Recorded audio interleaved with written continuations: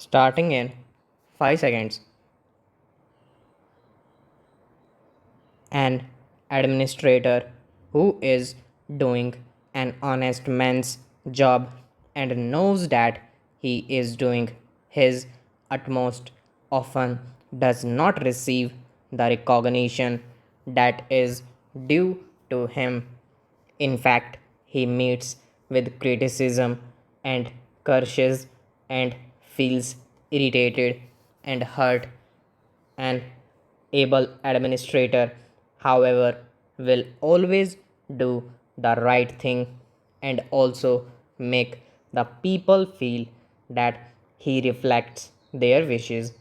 The sensation must come to the people that he is reflecting their wishes to some extent.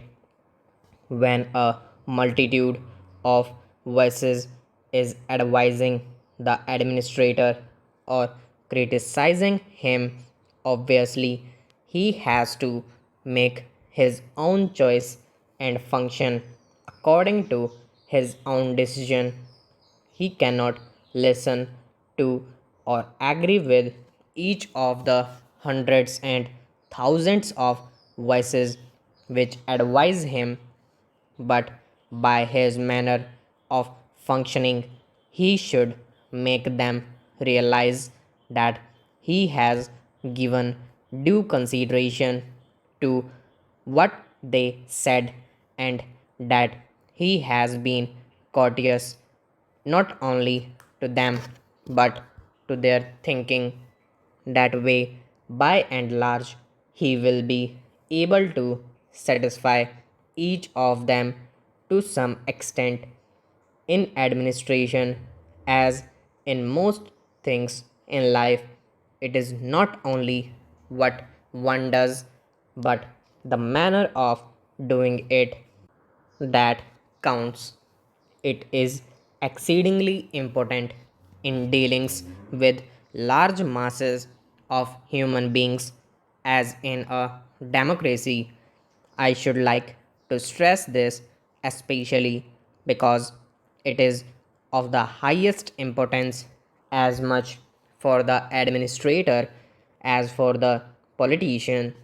The politician realizes this in the normal course, but he would have to go if he did not realize it quickly enough.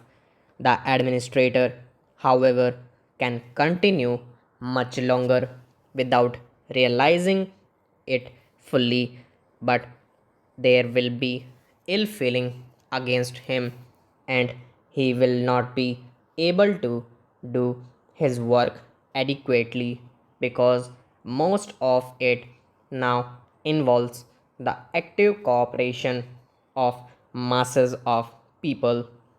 The police functions of the state no longer dominate the scene. Each state wants to advance socially and economically. As a matter of fact, all public administration is bureaucracy. In a way, the growth of socialism is the growth of bureaucracy. It is very odd that the people who shout most loudly against bureaucracy are the people who want more and more of it. That is what is involved in the growth of socialistic avenues of work. The administrator's work is becoming bigger and bigger. He has not only to keep peace in his area but also to understand people. Incidentally, the report of the director mentions a research project on local self government. I think that it is of the highest importance that this institute should give consideration to the administrative problems of local self government and even more particularly to those of panchayats. There are hundreds of thousands of panchayats in this country. They form the real base of our democracy. If that base is unsound, then we are not 100% stable democratically. Even with the second base of our parliament, we are told that panchayats have not succeeded because there are disputes, there are parties, there is corruption, and all that. It is true. I think that our experience of panchayats has been distressing, but real democracy cannot exist at the top. It can only arise from the base, and in India, this is not something alien but something natural to the soil. The fact remains that the panchayats are primary base of our democracy and we have to improve them. We have to evolve ways and methods to combat factions and corruption in public administration. To take an instance, some kind of compensation is often given in the villages to a large number of people, or some relief work is taken in hand in a village, and some petty official is put in charge of giving relief or compensation. There are always and there will always be great delays in giving it. Very often, by the time it reaches the recipient, either most of it disappears or by then the recipient has suffered a great deal. What are we going to do about it? Are we to wait until everybody is thoroughly honest and will not delay things? Of course, we should try to do that, but we cannot wait.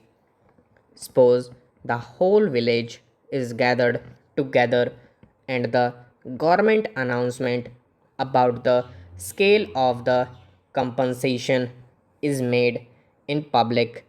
The chances of corruption will become less because the matter will be too public. This is a very simple thing, but it is not done. Why can't we work through simple methods? I have suggested that instead of summoning the people and making them come again and again, the official concerned should go to the village and call all the people, announce the government's decision about compensation publicly, and say, come along, take it here and now. And where this is done, there will be no chances of delay unless some such methods are evolved. Corruption will become a serious problem. Of course, some amount of it may continue despite the new methods. For its complete elimination requires higher standards of integrity on the part of the people. This has to be ensured for honest administration in India. Stop.